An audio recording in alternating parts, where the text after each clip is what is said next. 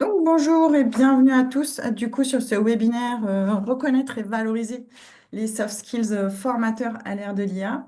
Et aujourd'hui, j'ai le plaisir de recevoir Vincent Dauvel, qui est expert sur le recyclage automobile et l'économie circulaire.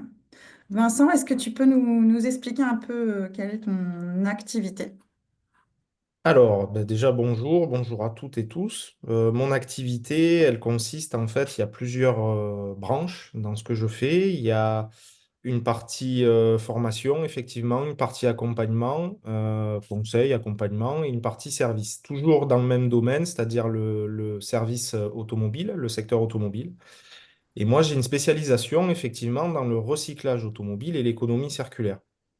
En fait, par les formations et les accompagnements et les process que je mets en place et les communications que je fais à travers les réseaux, que ce soit professionnel ou même personnel ou au niveau local, de démocratiser un peu en fait l'usage de la pièce de réemploi et démystifier un peu le mythe de la voiture accidentée qui disparaît, on ne sait pas ce que ça devient. Enfin, beaucoup de gens que je rencontre pensent qu'il y a une espèce de trou noir à un moment donné quand on a un accident, quand notre voiture elle part. Hop, elle disparaît, elle s'évapore. Alors que pas du tout, il y a une grosse chaîne de valeur qui est derrière ça, qui est pas très reconnue, puisqu'on parle de reconnaissance hein, ensemble souvent, mais qui est pas très reconnue et qui justement a besoin de formation, d'aide, d'accompagnement. Je suis le seul actuellement à le faire, en indépendant en tout cas. Et donc, du coup, l'idée, c'est de démocratiser et de mettre en valeur l'économie circulaire dans les mobilités. Voilà. Tu es sur un secteur qui est assez informel en fait de base, c'est ça, C'est ça. où tout s'apprend un peu sur le terrain, si j'ai bien compris ce que tu m'avais un peu Ben, expliqué. effectivement, en fait, l'idée de base de la création de mon entreprise aussi, c'est de faire en sorte, le projet, c'est de rendre, comme on en parle souvent aussi, de rendre formel ce qui est informel. Parce que dans ce métier-là, ça fait 20 ans que je le fais, j'ai commencé apprenti et donc j'ai évolué, mais ça, j'expliquerai peut-être après. Mais l'idée, c'est que, en fait, c'est un métier qui ne s'apprend pas à l'école. Sur le terrain, quoi. Ça fait 15 ans que je dis ça. C'est un métier qui ne s'apprend pas à l'école. Et donc, du coup, ben, les codes, ils sont faits en entreprise par la personne qui forme ou qui embauche un salarié. Ce salarié est formé par cette même personne qui a une vision, on va dire, euh, unique, ou en tout cas son propre avis sur la formation, sur le métier. Et il n'y a pas forcément d'ouverture ou de dialogue qui est fait pour apprendre, pour définir vraiment des codes et des stratégies de travail, que ça soit opérationnel, administratif ou commercial. Ok, donc du coup, c'est un milieu qui est pas très familier des outils numériques de base non plus, en fait, puisqu'on parlait de l'ère de l'IA. Est-ce que du coup, cet univers-là, ce secteur-là, il est plutôt familier du numérique ou pas du tout Alors, il est en train de se digitaliser, de se numériser à travers des outils, des plateformes de vente de pièces de réemploi, des logiciels qui sont développés par des entreprises, par des développeurs qui sont spécialisés là-dedans. Il Ok, faut savoir que en fait, c'est un métier de niche un petit peu parce il y a que, entre guillemets, 1600 entreprises en France d'accord. qui travaillent sur ce secteur-là. Ça englobe ce qu'on appelait communément avant les casses automobiles. Maintenant, c'est des centres de déconstruction. Mais ça comprend, ces 1600 sociétés comprennent ces structures-là, ces centres VHU, véhicules hors d'usage. Ça comprend aussi ce qu'on appelle des ferrailleurs, des broyeurs, ceux qui ont l'étape finale. Donc, c'est ceux qui broient et qui valorisent au maximum la matière. Donc, ça Ok. englobe tout ça. Et en fait, le numérique est arrivé assez tard, il y a en gros une quinzaine d'années. Euh, L'intelligence artificielle, non, ça pour l'instant c'est un peu inconnu. Enfin, c'est même très inconnu. Alors il y a un peu des brides de quelque chose, mais il y a pas d'outils qui sont dans le fonctionnement quotidien de l'entreprise. Ok, Et en gros, il faut savoir qu'il y a à peu près, sur ces 1600 centres, il y a à peu près que la moitié de ces centres-là qui sont digitalisés. d'accord. C'est-à-dire qu'ils Donc, se servent d'un outil informatique pour mettre en avant leur stock. ok. Donc, ça veut dire qu'au niveau du secteur, c'est un secteur qui démarre à peine, c'est ça, sur la partie déjà rien que numérique, digital, classique, on va dire, sur les outils numériques, de base, c'est ça. Et Ça que fait. l'IA, aujourd'hui, c'est pas vraiment un sujet, sur ce secteur-là pour le moment. Non, mais par contre, alors pour répondre à la première question, ça fait une dizaine d'années qu'il y a vraiment des logiciels et une digitalisation qui est faite. Ok, Après, aujourd'hui, il y a des gens qui réfléchissent et il y a matière à travailler un peu avec l'IA sur, on va dire, des développements d'algorithmes, par exemple, pour un exemple concret, pour le calcul de prix d'une pièce de réemploi. d'accord. Ouais. Ça, il y a des études qui sont un peu faites et des choses qui sont en place avec certains acteurs, mais ceux qui le font, ce sont des très gros. Et donc, du coup, ils ont vraiment un petit peu ce monopole, ou en tout cas les moyens de développer ce genre de pratiques et de produits. Il faut quand même Ok. savoir qu'en France, on est l'un des leaders en recyclage automobile. Euh, Sur l'international, tu veux dire? pas sur l'international, mais en Europe, en tout cas, D'accord, dans la qualité du fonctionnement et des process et des résultats de valorisation et de recyclage, on est un des leaders en Europe. d'accord, Après, ok, dans l'utilisation de la pièce de réemploi par les gens, là, on est loin derrière en Europe. On n'est vraiment pas les premiers. Mais parce que j'ai envie de dire, un peu culturel, en fait, en France. ok, ok. Et toi, dans ton quotidien, Mhm. est-ce que toi, tu as eu l'occasion de tester, expérimenter l'IA, dans ton fonctionnement? Alors moi, oui, dans mon fonctionnement très tôt, quand j'ai commencé mon entreprise, il y a 2 ans, en 2022, j'ai découvert l'IA par certains outils divers et variés. Ça peut aller de ChatGPT à Read, à plein de petits outils comme ça. Et en fait, au départ, étant seul dans mon activité, je l'ai pris comme à des moments moteur de recherche, correcteur de texte, fluidificateur de texte aussi pour certaines données ou certaines propositions, parce que euh, dans, dans, dans ta précédente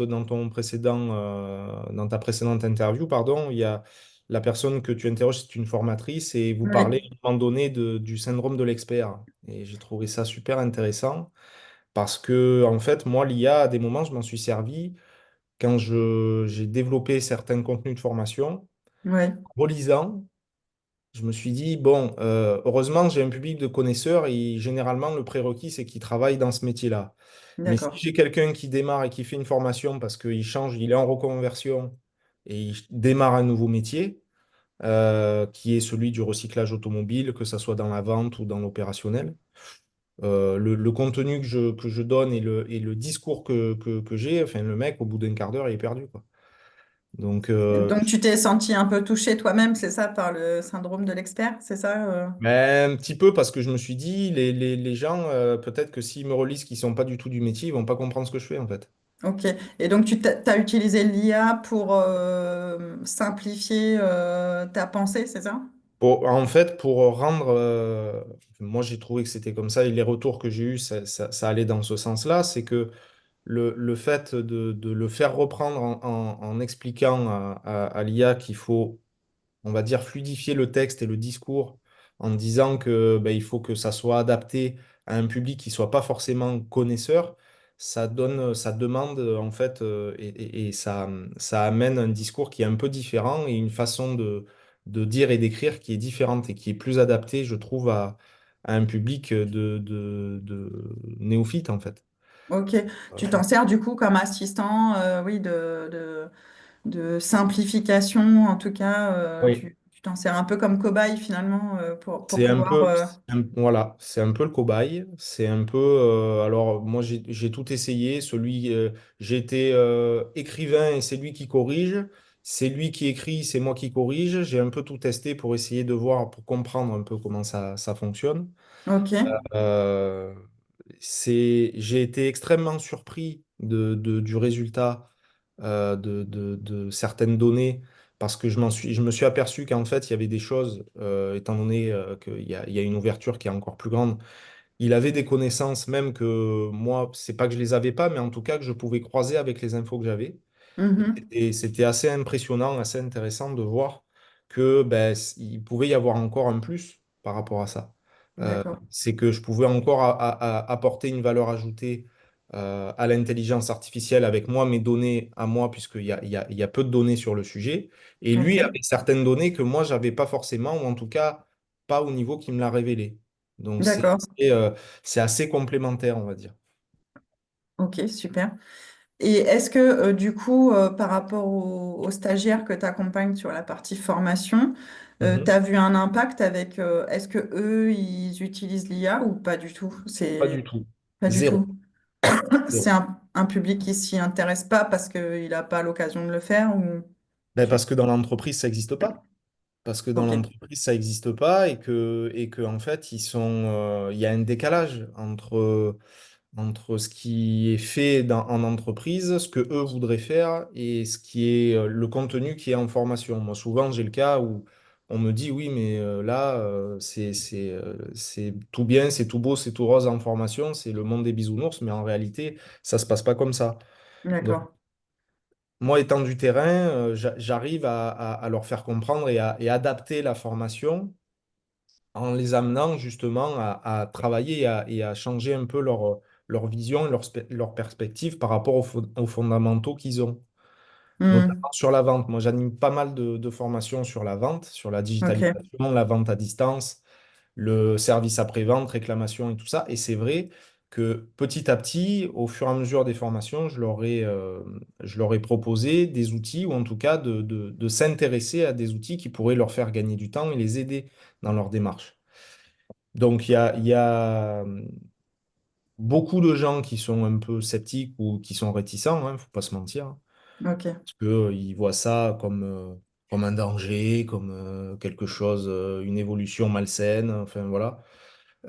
Et puis en même temps qu'ils vous disent ça, ils sont avec leur smartphone et puis ils sont là en train d'aller chercher des trucs ou des réponses. Enfin, ils ne se rendent pas compte que l'intelligence artificielle, elle est déjà dans leurs mains et dans leurs poches depuis des années, quoi.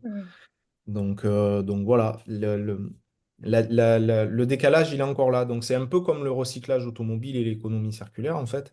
C'est une histoire de perspective et d'éducation, en fait. C'est que dans l'économie circulaire, ou en tout cas dans la mobilité, beaucoup de gens savent pas, en fait, comment ça marche, comment ça fonctionne. Mhm. Et moi, j'ai l'impression que dans l'IA aussi, alors je dis pas que je suis expert, hein, loin de là. Il y a des experts parmi nous, mais moi, je le suis pas. Moi, je suis que l'outil, enfin, je me sers juste un peu, Tu es j'essaie d'apprendre l'outil. Ouais, t'es usagé. Ouais. Voilà, voilà, c'est ça, c'est ça. Mais je pense que c'est quelque chose qui, bien utilisé, qui peut énormément apporter, qui peut faire basculer notre génération, en tout cas, nous faire vivre dans le monde dans lequel on est aujourd'hui, en fait. Ok. Bon, bah super, merci pour cette présentation. Je vais juste dire un petit mot du Tropisme Learning Lab parce que c'est par le biais du Tropisme Learning Lab qu'on met en place ces webinaires mensuels avec des retours d'expérience de formateurs de terrain, de métier. Le Tropisme Learning Lab, donc juste pour vous expliquer, c'est un lieu à la base, un tiers-lieu, une expérimentation dans les tiers-lieux. Donc, je ne sais pas si tout le monde connaît ce qu'est un tiers-lieu, ou si vous avez l'habitude, ou si vous avez déjà fréquenté peut-être des tiers-lieux. Les tiers-lieux, c'est en fait des zones qui sont un peu génétiquement hybrides et qui sont ni des entreprises, ni voilà, c'est un lieu informel de base. Et c'est un vrai terreau en fait d'innovation. Donc le tiers-lieu dans lequel nous on fait ce Learning Lab, ce Tropisme Learning Lab, c'est Altropisme à Montpellier pour ceux qui sont du côté de Montpellier. Et l'idée à travers ce laboratoire d'innovation pédagogique, c'est de proposer en fait un lieu, un tiers-lieu qui permet aux formateurs, aux formatrices de s'extraire de leur quotidien et de venir s'inspirer, découvrir, échanger. Et en fait, l'idée, c'est quand même de se dire que les formateurs sont des apprenants comme les autres, en fait, et aussi ils sont amenés à apprendre et à évoluer, à s'approprier les changements. Hop, pardon, j'ai pas montré. Des tiers-lieux, en fait, en Occitanie, il y en a un paquet. Je sais pas si c'est des endroits dans lesquels vous êtes déjà allé, mais en fait, le réseau des tiers-lieux en Occitanie, il maille vraiment le territoire. Et il y en a partout, en fait, sauf qu'en général, on les connaît pas ou peu. Bah, l'idée du laboratoire, c'est aussi de diffuser à travers le réseau hein, des tiers-lieux les innovations pédagogiques qu'on va pouvoir expérimenter sur le territoire. Hop. Le Tropisme Learning Lab, c'est aussi en fait un collectif avec des prismes et des visions sur la formation qui sont assez variées, avec des regards différents, et c'est ce qui fait aussi un terrain fertile d'innovation. Donc on a Yves Beaumenel qui est le cofondateur en fait hein, du tiers-lieu Altropisme, et il est aussi le dirigeant de l'organisme de formation Illusion Macadam, qui fait de la formation sur la culture créative, l'audiovisuel, etc. Donc, il y a un univers assez créatif et culturel chez Illusion Macadam. Jean-Baptiste Guillaume, qui lui est sur la partie digitalisation et gamification. On a le réseau des CMEA, donc c'est l'éducation populaire, c'est la formation autour du travail social. Et puis à moi-même sur la partie de la formation des formateurs, les outils de la reconnaissance et les fameux open badges dont on va parler sur cette séquence. Tout ça, ce projet-là, il a pu voir le jour grâce à la région Occitanie qui finance en fait ce projet-là jusqu'en 2026 et qui nous permet de tester, d'expérimenter. Alors, ben, tu l'as expliqué un petit peu, Vincent, là, dans ce que tu décrivais déjà. On voit bien que le monde change, en fait, et la formation, elle est obligée de s'adapter à ça. Le constat qu'on a fait, c'est que finalement, le métier de formateur d'hier n'est pas tout à fait le même métier de formateur aujourd'hui en 2024 et ça va sans doute changer aussi dans les années à venir. Ce qui se passe, c'est qu'on passe de la pédagogie classique, on va dire, à la pédagogie augmentée, avec quatre grandes portes d'entrée.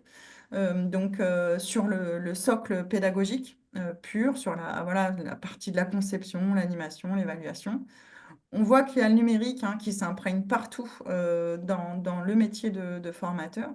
Et puis le socle du facteur humain qui est important parce que finalement, former, c'est ça aussi, c'est connaître ce facteur humain et savoir de quoi est fait un cerveau, comment fonctionne la psychologie humaine, et puis le socle des pratiques pédagogiques. Tout ça, ça nous fait les quatre portes d'entrée en fait sur le laboratoire d'innovation pédagogique et ça nous a permis en fait de créer divers types d'événements. Alors là, vous avez un petit échantillon en fait des événements qu'on a pu proposer, soit des événements qui sont en présentiel, soit à distance comme aujourd'hui. On a proposé des événements pour tester en fait des outils type métaverse, IA. On a proposé des conférences traduites en langue des signes. On a la chance à Altropisme en fait d'avoir une grande communauté sourde et aussi des interprètes en LSF. Moi, j'avais pas trop en fait de sourds autour de moi et j'ai découvert en fait grâce au lab cette approche de la pédagogie visuelle et en fait on a proposé à un moment un atelier où on a inversé les regards puisqu'on a proposé en fait aux sourds d'animer des ateliers et on a interdit aux entendants de parler. Donc, c'est ça aussi l'innovation au Learning Lab, hein. C'est pas forcément très orienté sur le numérique. On a aussi proposé une session de co-design avec un hackathon donc c'était 2 jours de hackathon où on a pris en fait des équipes de novices qui n'étaient pas forcément du monde de la formation d'ailleurs qui ne savaient pas forcément utiliser les outils numériques et on leur a demandé de concevoir avec l'aide de deux facilitateurs, dont un ancien de chez Ubisoft.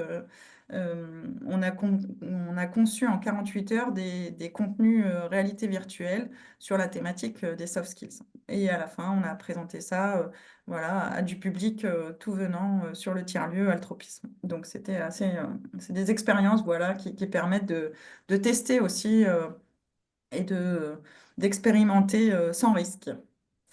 Hop!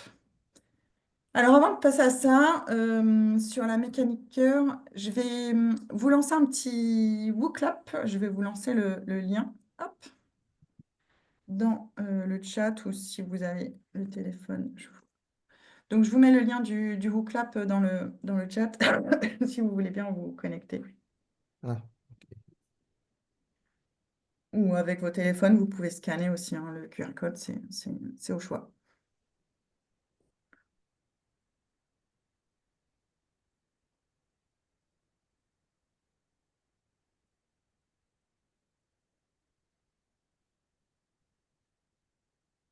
Est-ce que c'est bon pour tout le monde? Oui. ouais. Ça met qu'il n'y a pas de questions pour l'instant. Oui, ça va arriver. Je vais le lancer. OK. Alors, je change juste de navigateur. Tac. C'est bon pour toi? Oui, c'est bon.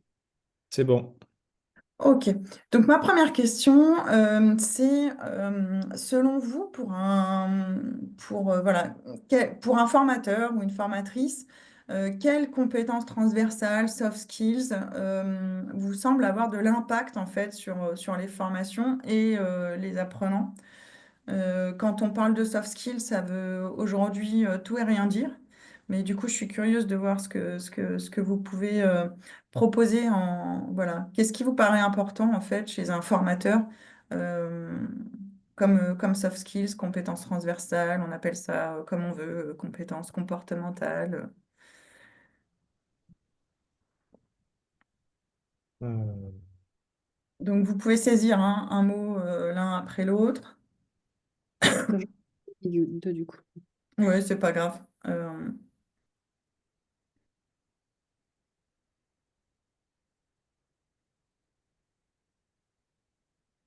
C'est l'heure de la digestion, alors je sais que c'est pas facile d'être Désolée.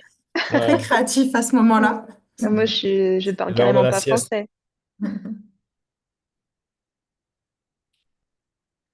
Ok, c'est rigolo parce que l'écoute, elle vient à chaque fois. C'est la patience, il faut être patient, ouais. C'est vrai que pour être formateur, mieux vaut être patient ouais, en général. Travail en équipe,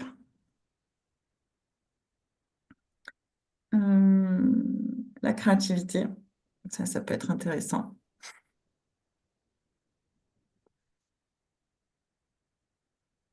Créativité, ouais. Analyser les besoins. Ah, Ok, partage d'expérience. Allez, on va passer à la question suivante. Est-ce que vous avez déjà entendu parler de reconnaissance ouverte et ou d'open badge?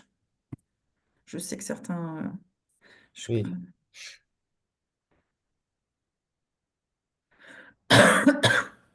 Donc là, c'est pareil, normalement, vous pouvez voter à partir de l'outil. Ou alors c'est mon outil qui bug. Je n'ai pas vos réponses.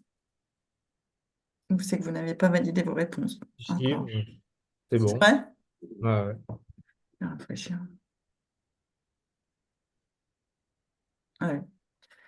Bon, on a affaire que à des spécialistes. Ça va me faciliter la tâche. Et du coup, Vincent, je vais te remettre un peu sur le grill. Oui.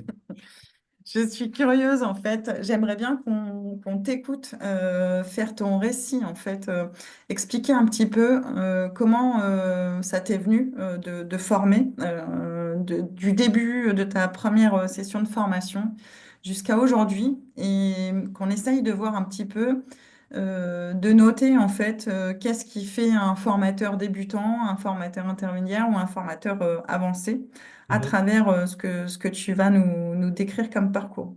Est-ce que Voilà. tu pourrais du coup nous expliquer un petit peu bah, justement qu'est-ce qui, voilà, comment t'es arrivé dans la formation à travers ton parcours?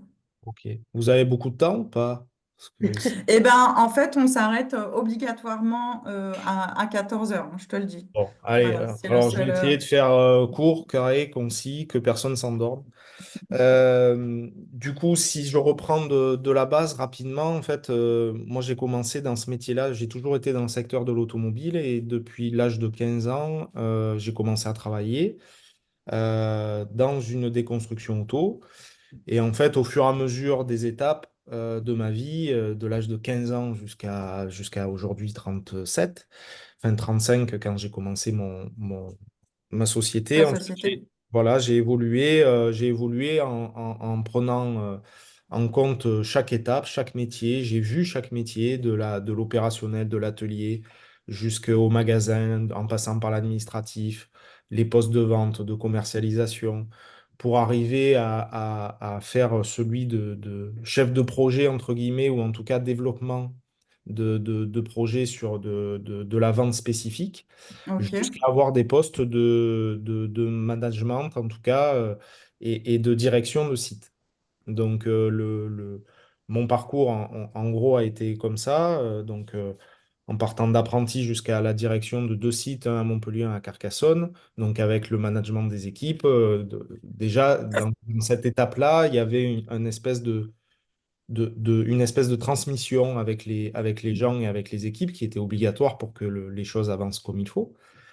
Et Excuse-moi, juste petite question.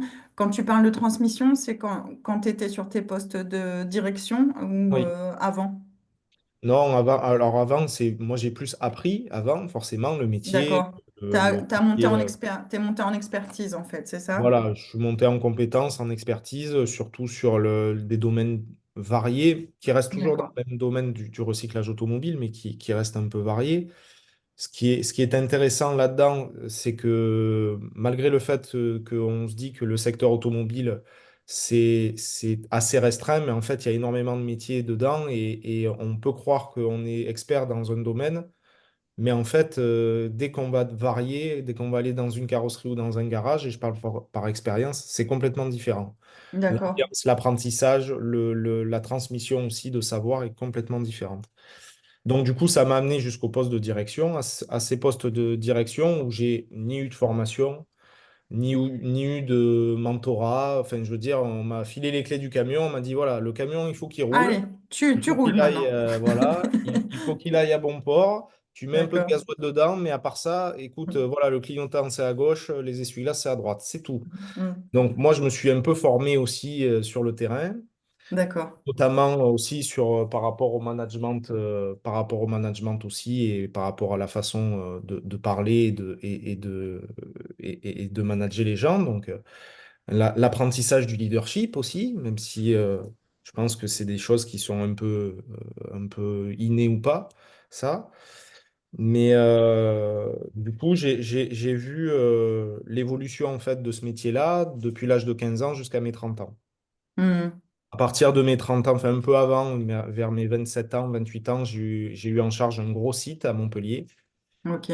Du coup, il a fallu se remettre en question, apprendre de nouvelles méthodes, faire apprendre de nouvelles méthodes à des gens, euh, plonger dans la partie digitalisation, justement, et sur des choses, moi, je maîtrisais pas encore tout à fait bien. Donc, je me suis formé en même temps que je formais les gens. Ouais, donc du coup, former les gens, t'as permis de te former? Former les gens m'a permis de me former, mais surtout d'acquérir de l'expérience, comme je pense beaucoup de gens dans chaque domaine. Et en fait, ça m'a aidé à aller chercher à être curieux, surtout sur les compétences qu'il fallait avoir par rapport à la gestion humaine, et par rapport à la gestion de projet également. Ok. Au bout de Donc, quelques années, je me suis aperçu que je m'en sortais pas trop mal. Et ma direction a trouvé que je m'en sortais pas trop mal. Donc, du coup, m'a fait évoluer en multipliant les tâches, évidemment, D'accord. en multipliant les projets et les responsabilités. Moi, à l'époque, j'étais un peu plus jeune, donc ça ne me dérangeait pas. J'avais les dents qui rayaient le parquet, donc pas de souci.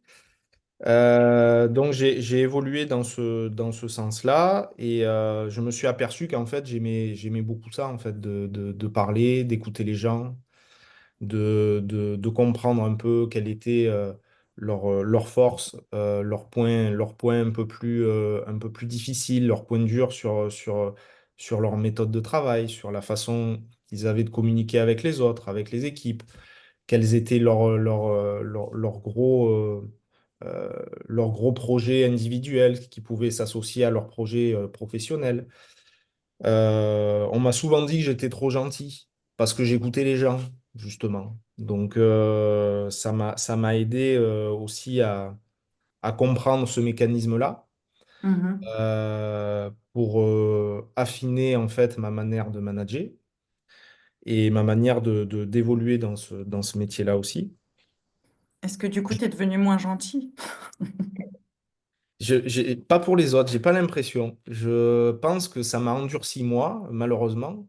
Ça m'a endurci moi parce que j'ai été obligé de m'endurcir parce que les gens, même si, quand on est manager à un moment donné ou quand on a le lead sur une équipe de 30 20 30 40 ou 50 personnes, il y a forcément des gens qu'on révèle et il y a forcément des gens qu'on enterre. C'est obligatoire, c'est comme ça. Surtout quand on fait, alors quand on est proactif, hein, ceux qui viennent manager ou qui viennent diriger une entreprise juste pour l'ouvrir et pour la fermer, c'est pas le même métier. Moi, Hmm. j'ai toujours été proactif de ce que je faisais, en engageant mes équipes, en essayant au maximum, et ça après, avec l'expérience, j'ai compris que ben, il fallait faire du management collaboratif, ce qui n'était pas du tout quelque chose qui était ancré dans la société dans laquelle j'étais.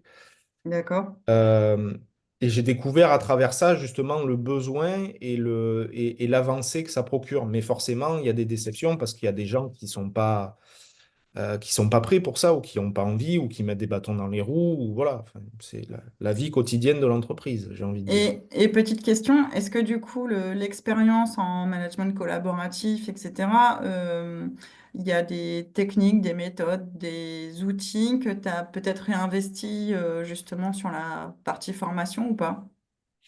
Alors, la première, ben, c'est plus à aujourd'hui, de ce que je me sers dans mes formations, c'est plus le facteur humain. C'est-à-dire, ça va plus être le partage d'expérience. Le partage d'expérience qui va ouvrir à connaître en fait la manière qu'ont les gens de réfléchir sur certains thèmes. Je m'explique. Moi, quand j'étais en équipe et quand je faisais du management collaboratif, je faisais en sorte de réunir chaque secteur de l'entreprise Ok, l'atelier, l'administratif, le magasin, la vente. Chaque personne a des problématiques complètement différentes. Même si c'est dans la même société, on a souvent le cas qu'entre secteurs dans la société, il y ait des fossés. Donc, ok. l'idée, c'était de partager ces expériences-là pour faire en sorte que les gens comprennent ce que font les autres pour arriver à Ok, un donc projet. décloisonner en fait Voilà, déjà les petites... c'est ça. finalement, c'est comme si tu avais des petites bulles de métiers qui sont la chaîne en fait C'est ça. du processus et que chaque petite bulle ne communique pas avec les autres. Et toi, ton rôle, ça a été Oui. ça, de déjà décloisonner et utiliser le partage d'expérience.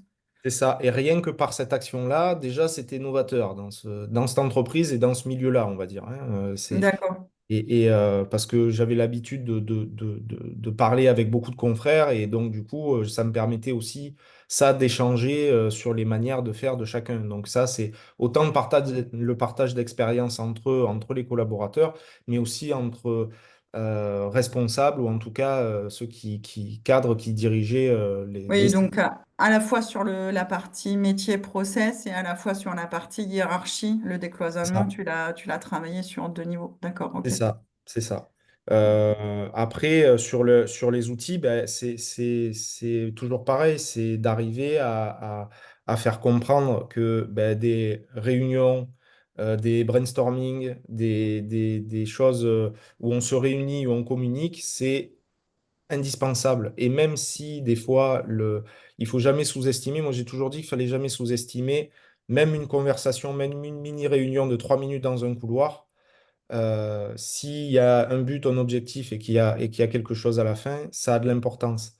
Des fois, il y a des réunions ou des choses qu'on va faire qui, on se dit, bon, ben, ça sert à rien, il en est rien ressorti, mais moi, je suis pas d'accord avec ça parce qu'il y a toujours une idée à un moment donné qui va sortir. Et donc, l'idée, c'est d'arriver à employer les outils qu'on a maintenant par rapport à l'intelligence artificielle aussi, mais pour faire des rédactions, des comptes rendus de réunions, pour essayer après de retrouver, de retranscrire ce qui a pu se passer pendant cette réunion et pouvoir ressortir un sujet qui va être évoqué lors de la prochaine ou qui va donner un objectif clair et défini dans les prochaines semaines, mois, années. Ça dépend comment est l'entreprise. Donc moi, j'ai essayé de mettre en place ça Ok, dans toutes les structures que j'ai fait et que j'ai animé et que j'ai suivi. Et dans la formation, c'est un peu ce que j'essaye de répéter. Pour arriver à ta question ultime de comment je suis arrivé à la formation, ben, j'ai quitté cette entreprise-là où je suis resté pendant 17 ans. J'ai eu une autre expérience de responsable de site pendant 2 ans qui m'a bien fait comprendre et qui m'a aidé. Ça a été le tremplin pour créer mon entreprise parce que ça a été encore un exemple d'une entreprise qui n'a pas de recul sur la manière de fonctionner, le discours et l'apprentissage et la fidélisation des employés par manque de formation. d'accord. Donc il y avait un besoin en fait vraiment du terrain, de manque de formation. Mais il y a, C'est il y a un besoin du terrain, mais un besoin qui est même pas identifié en fait. C'est ça c'est pas une question en fait, ça fait pas partie de la culture. Non, ça fait pas Ouais, partie de la culture. La preuve en est, c'est qu'il y a un seul centre de formation qui est dédié spécifiquement au recyclage automobile. Toutes les formations qu'ils font ne sont pas certifiantes. C'est d'accord. uniquement par le métier, pour le métier, mais il n'y a pas de certification. Donc, partant de ce constat-là, moi, quand j'ai émis le projet de faire cet organisme de formation, j'avais commencé à l'écrire pendant le Covid, Ok. en 2020 ou 2021, je ne me rappelle plus, 2020. C'est ça? Covid, c'était Ouais, 2020, ouais, 2020. Donc, selon. j'avais commencé, j'étais toujours en poste dans ma première entreprise, j'ai commencé à écrire ça parce que j'ai vu pendant cette période-là aussi, qui a été un déclencheur pour moi, parce que euh, j'ai vu la déficience de beaucoup de dirigeants dans l'aspect humain des choses. Euh, il n'y avait plus que l'argent qui comptait, il n'y avait plus que sauver ce qui est louable, hein, mais il fallait sauver l'entreprise, il fallait faire. Et le Hmm. humain, on le mettait un peu de côté. Et ça a été un déclencheur pour moi où je me suis dit, mais en plus de ne pas former les gens, on les traite vraiment comme du bétail. Et moi, c'est quelque chose que je n'ai pas supporté.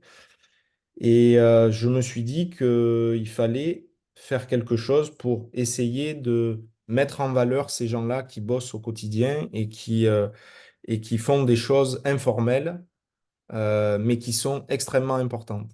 Oui, d'accord. Et surtout que là, il y a quand même à la fin, enfin, sur la pièce de réemploi du véhicule qui est remis en circulation, il y a aussi une question de sécurité. Enfin, Oui, oui, sur oui. la, ouais, ouais.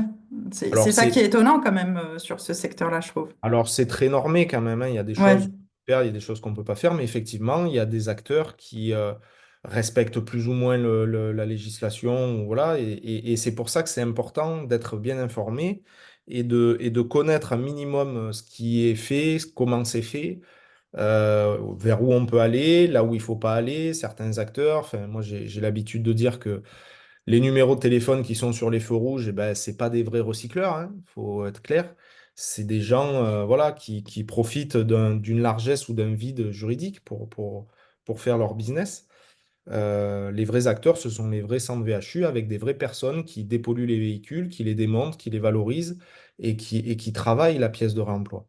Donc, donc l'idée, c'était vraiment ça. de, Ok. de répondre À ce à un besoin, besoin-là, à ouais. un besoin qui n'est pas encore identifié. Qui est un besoin inconscient. Un C'est-à-dire que toi, besoin inconscient. Donc, c'est-à-dire autant que dire toi, que voilà, ouais, le business plan il était difficile à, à mettre en vraiment œuvre. à mettre en œuvre. Heureusement que j'avais pas grand monde à convaincre à part moi au début de le faire déjà. C'était déjà Mm. pas mal. Mais voilà, donc l'idée d'arriver en formation, c'était principalement ça. Au début, je me suis dit, tu as besoin de former pour transmettre ton savoir. Mm. Quand j'ai commencé à faire de la formation, je me suis dit, en fait, tu transmets pas, tu apprends toi aussi parce que les gens qui sont en face de toi, ils t'apprennent autant que ce que toi, tu leur racontes. Mm. Quand je dis raconter, c'est transmettre en fait mon partage d'expérience à moi. Et donc, du coup, je me suis rapidement aperçu que, en fait, il y a le besoin que j'avais émis en créant cette société, ben, il était vraiment réel parce que les gens sont, c'est très, très hétérogène dans la Mm. façon de fonctionner, dans la manière de réfléchir, dans les process de travail, les processus de travail. Tout est différent. Il y a 1600 entreprises dans ce secteur-là, il y a 1600 façons de travailler différentes. Ouais, il n'y a pas d'harmonisation du fait de pas de finalement il n'y a pas de comme sur un titre professionnel classique où tu as un référentiel où les gens sont formés à partir de ce référentiel-là. C'est Là, ça. comme tu as des cultures terrain qui sont spécifiques au terrain, j'imagine, Oui, du coup, tu as sans doute des spécificités très marquées c'est bah, ça. Mais qui sont pas reconnus. Qui Ouais, sont pas d'accord. reconnus. Donc, Et donc, toi, dans la partie formation, je vois que le temps avance, Vincent, ouais. donc je te, Oui, oui, vas-y, vas-y, vas-y. je te questionne sur la partie qu'est-ce que toi, tu as mis en place ou tu veux mettre en place par rapport à tes formations, justement, là-dessus? Euh, Eh ben, c'est surtout en fait d'arriver. Alors, moi, j'ai un projet. Les formations que j'anime, le projet, c'est d'intégrer des outils pédagogiques nouveaux. On travaille ensemble dessus en plus, donc on peut en parler facilement. Mais pour, on va dire, un peu dépoussiérer cette ancienne méthode qui est très pas archaïque, mais qui est très normée, et l'ouvrir sur justement le numérique, le digital et les outils qui sont mis à notre disposition. Ça, c'est le projet sur les animations de formation que je fais. Euh, Sur la création du contenu, c'est forcément intégrer ces outils-là directement dans, dans les formations que je crée, mais c'est surtout, comme on dit, de rendre formel ce qui est informel. Ouais, Euh, c'est-à-dire que finalement, c'est comme si sur chacune des étapes de la pièce de réemploi, en fait, du véhicule, tu crées bah, justement cette procédure aujourd'hui qui n'existe pas, en fait, c'est ça, c'est hein? ça, Ouais. c'est ça. C'est d'arriver à... Alors, chacun est libre de faire comme il veut, bien évidemment. Je ne dis pas que j'ai la vérité, loin de là. Mais d'arriver à établir un socle et une base qui permet à ces structures-là et les gens qui travaillent à l'intérieur d'être reconnus, que leur savoir-faire et leur savoir-être soient reconnus. Parce que c'est surtout, c'est très important pour eux, pour l'entreprise, parce que ça peut fidéliser et ça fidélisera leur personnel par le fait qu'ils se sentent considérés et qui, au moins, ils ont une trame de travail et ils ont quelque chose qui est clairement défini. Et les entreprises, ça va les aider à se structurer, surtout les petites et moyennes entreprises, à se structurer pour arriver à répondre à une demande. Parce qu'aujourd'hui, la demande, elle est énorme et ça, on s'en rend pas compte. Et, Mhm. et elle est énorme, justement, mais ce métier-là souffre d'une mauvaise réputation. Pour donner un exemple, en France, la part de pièces de réemploi dans le secteur automobile et la vente de pièces, en gros, sur 100 pièces pour une voiture qui est vendue, il n'y en a que 5 qui sont de l'économie circulaire. Bah, c'est vrai qu'on a plus l'habitude d'acheter un téléphone reconditionné qu'une voiture reconditionnée, quoi, finalement. Pourtant, tout le monde, enfin, il y a pas, je pense que moi, j'ai jamais acheté de voiture neuve de ma vie. Je pense qu'il y a beaucoup de gens qui n'ont Mhm. jamais acheté de voiture neuve. Mais là, quand ils réparent leur voiture, voilà, les gens, sur 100 personnes qui réparent leur voiture, quand ils achètent une pièce pour réparer leur voiture, 95 fois sur 100, c'est des pièces neuves. C'est pas des pièces de réemploi. Vous allez en Espagne ou en Italie, c'est même 100 personnes, et ben, c'est pas 5 personnes qui ont pris des pièces de réemploi, c'est 20, 22, 25. Ouais, Voilà. donc il y a encore pas mal de sensibilisation et d'acculturation sur aussi ce mode de consommation finalement. Oui, Finalement, tu as plusieurs échelles de sensibilisation. Tu as oui, sur les process en interne, dans tes oui. formations auprès des collaborateurs voilà, qui font partie de la chaîne de la pièce de réemploi, Mhm. jusqu'aux consommateurs finalement. Mais les deux sont intimement liés parce que si le Hmm. premier ne travaille pas bien, le deuxième peut pas acheter les pièces Avoir chez confiance, oui, pour acheter. avoir Ouais. confiance, exactement. Ok. Donc, c'est tout l'enjeu, il est là, en fait. Moi, ma priorité, c'est d'arriver à aider, à structurer. Il y a de la demande, il y a du besoin, mais le problème, c'est qu'ils ne l'expriment pas de cette manière. Pour eux, quelqu'un comme moi qui vient leur dire, eux, ils ont l'impression que je viens leur dire, non, mais vous travaillez pas bien, moi, je vais vous apprendre comment il faut travailler. Hmm. C'est pas ça. Et même en formation, quand je le vois, les mecs qui sont là, ils sont assis sur leur chaise, ils vont se dire, oh là là, mais qu'est-ce qu'il va nous raconter, lui. Première chose, moi, que je fais, c'est que je leur dis, bah, écoutez, les gars, on est dans le même bateau, on va travailler en équipe parce que moi, le métier, je le connais, ça fait 20 ans que je le fais. Déjà, ça se détend. Hmm. Hmm. Déjà, Oui, t'es pas une personne extérieure, voilà. un qualiticien qui Ça- viendrait. Ouais, ok. Déjà, ils commencent à se redresser sur leur chaise et puis moi, je leur dis, bon, ben voilà, on va ouvrir une boîte à outils. Vous prenez ce que vous voulez. Moi, je vous donne les outils que j'ai acquis avec mon expérience, en plus du support que je vais vous montrer et que vous aurez à la fin de la formation. À vous de vous approprier les outils ou pas, mais moi, je vous donne voilà, le panel de ce qui existe.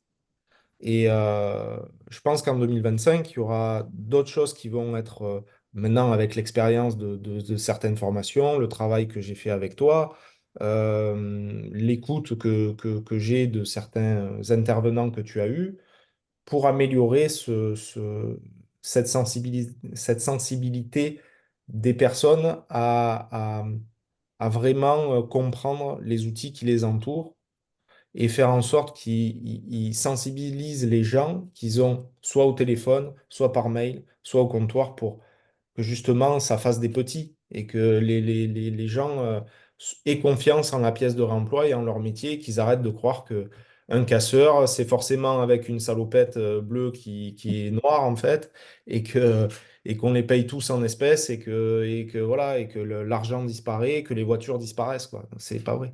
C'est pas comme ça. Ok.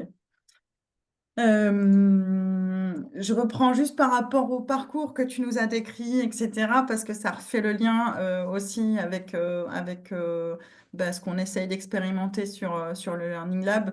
Dans le parcours que tu nous as décrit, c'était super intéressant. Merci, merci à toi, Vincent, pour ce petit récit et puis cette découverte. Moi, c'était un univers que je connaissais pas du tout, donc Eh oui.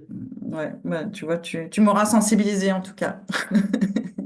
Au moins, c'est gagné alors, c'est bon. C'est ça. Moins une personne, c'est gagné. C'est bon. Ce qu'on voit en fait, c'est que ce soit sur le développement de ton expertise au travers de ton parcours ou sur le développement de la partie formation, en fait, on a tous le même processus pour apprendre et aujourd'hui, ce processus-là, il n'est pas tellement reconnu. Au départ, bah, tu l'as dit, tu as été curieux, tu t'es promené De poste euh, en poste. de poste en poste, voilà, tu as essayé de comprendre, etc. Puis tu as gagné en aisance au fur et à mesure et puis en expérience. Et donc, en fait, tu es passé par ces quatre niveaux, tu vois, de pionnier, explorateur, architecte et puis passeur, en fait, Mhm. aujourd'hui que tu es. Et Oui. c'est à chaque fois comme ça que ça se passe en fait. Avant de devenir formateur, ben, on est novice sur la thématique et on va voilà, faire preuve de curiosité, faire preuve d'exploration, etc., d'aisance. Et dans le lab, ben, l'idée c'est de venir justement reconnaître et valoriser la curiosité, l'engagement, l'expérience et le transfert en situation de travail à partir des outils numériques que sont les open badges. Et donc, tu vois, si typiquement, tu avais eu recours en fait à ces outils de reconnaissance pendant ton expérience, puisque finalement, tu aurais pu acquérir au cours de tes expériences professionnelles cette reconnaissance. Et finalement, c'est ce que toi, tu vas mettre en œuvre derrière sur tes propres formations parce que ça n'existe pas. Mais exactement, c'est un peu à la découverte de ça, c'est un peu la pierre angulaire qui fait que le, ça va donner de la valeur en fait au contenu et aux gens qui vont apprendre en suivant ces formations-là en fait. Ok. Donc, tu vas créer de la micro-certification à partir de compétences développées en situation de travail, finalement. Exactement. Le Et projet, c'est ça. en formation, on parle d'AFEST, d'action de Exactement. formation en situation de La travail. situation de travail, exactement. Ouais. L'idée, c'est ça, c'est d'arriver à. Alors, c'est pas pour faire concurrence on va dire, la certification normée ou normale, on va dire, Oui, c'est pour qui combler un existe. vide parce qu'aujourd'hui, il n'existe rien, quoi. C'est ça. C'est ça, mais c'est pour que quelque chose, pour que ça existe et puis pour aider à ce qu'à un moment donné, effectivement, ça soit certifié. Mais je pense qu'il faut pas, les deux se coupent pas, il faut que ça soit vraiment deux parcours parallèles, en fait. C'est deux univers complémentaires. Enfin, pour moi, le Exactement. titre et le diplôme, ils existent de toute façon depuis fort longtemps et il n'y a pas d'intérêt à les détrôner. Ils viennent D'accord? reconnaître et valoriser de la formation formelle, en fait. Oui, Là, aujourd'hui, le manque, il est typiquement sur ce que tu racontes, c'est-à-dire que dans ton secteur, la formation formelle n'existe pas, il n'y a pas de culture formation. Par contre, il y a des vrais savoir-faire qui se développent en situation de travail. Et ce oui, serait intéressant de les reconnaître comme ça, en fait. c'est ça. Et puis même les gens, moi, j'ai la vraie conviction que à l'intérieur de la société, si il y a cette reconnaissance-là, même à travers les badges, ça aidera les gens à prendre conscience de ce qu'ils font au quotidien et ça fidélisera aussi les gens, ça renforcera le sentiment d'appartenance aussi Bien à un sûr, métier, à une entreprise, à un manager, ce que vous voulez, mais voilà, ça va aider. Moi, j'en suis convaincu que il y a un réel avenir et il y a un réel intérêt. bien sûr, bien sûr. Est-ce qu'il y a peut-être, du coup, je vois que l'heure avance, des petites questions, des questions à Vincent? Oui, Eddy? Tu peux tout à fait allumer ton micro et...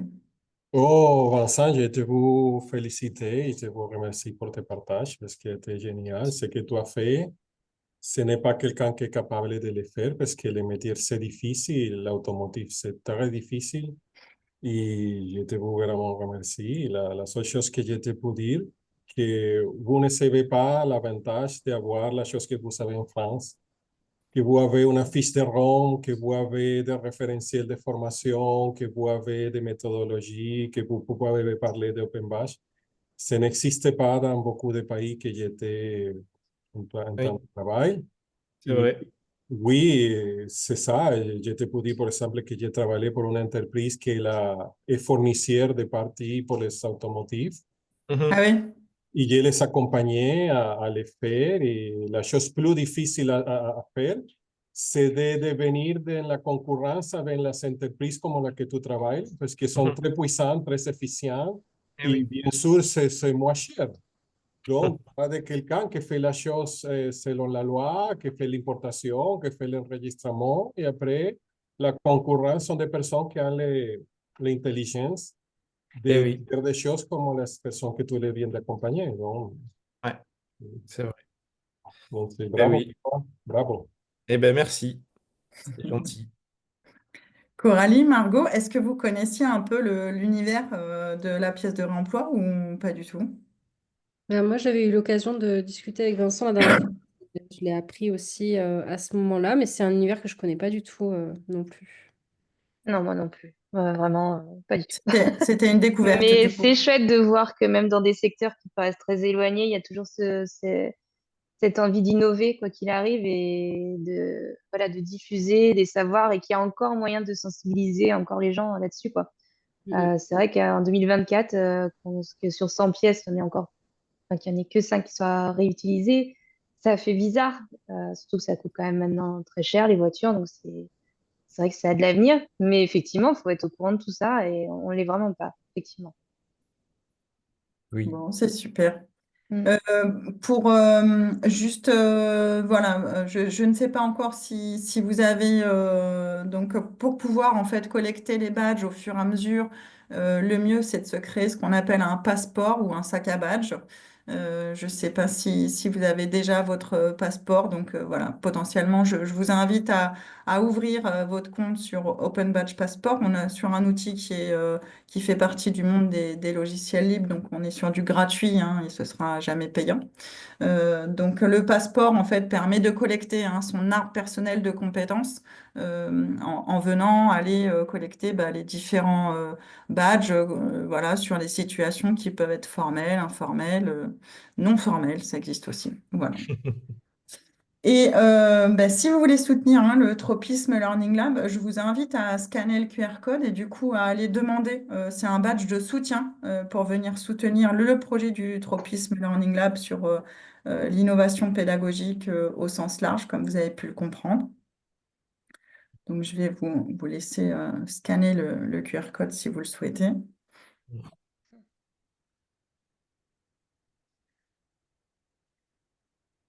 Et moi, en tout cas, le mot de la fin, je vais te laisser le mot de la vraie fin, Vincent, mais pour moi, le mot de la fin, ça va être tissons le désir d'apprendre. Et toi, ton mot de la fin, Vincent, c'est quoi? Mon mot de la fin, là, tu me prends là, au Eh dépourvu. ouais, je t'ai pris au dépourvu, je sais bien. C'est pour tester tes capacités d'improvisation. Non, le mot de la fin, c'est que moi, je crois encore un peu comme toi à la valeur humaine, même si on est dans un moment où l'intelligence artificielle, c'était le sujet, Mm. prend la place et il faut s'y intéresser, mais d'autant plus, encore plus aujourd'hui, je pense que les valeurs humaines et les valeurs de partage d'expérience et toutes ces choses-là sont encore beaucoup plus importantes qu'avant et Eh bien, qu'il écoute.